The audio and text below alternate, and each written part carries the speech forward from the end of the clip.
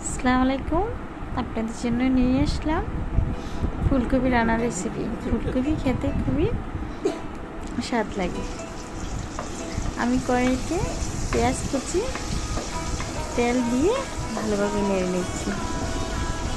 ফুলকপি রান্না করা সহজ, কিন্তু সবাই তা পারে না। আমি বরাবর ফুলকপিটা খুব ভালোভাবে রান্না করে থাকি। আমি প্রথমে লবণ, তারপর হলুদের গুঁড়ো, তারপরে দিয়ে দিব মরিচের গুঁড়ো। একসাথে মশলাটা কষিয়ে নেব। কষিয়ে রান্না করাটা খুব ভালো হয়।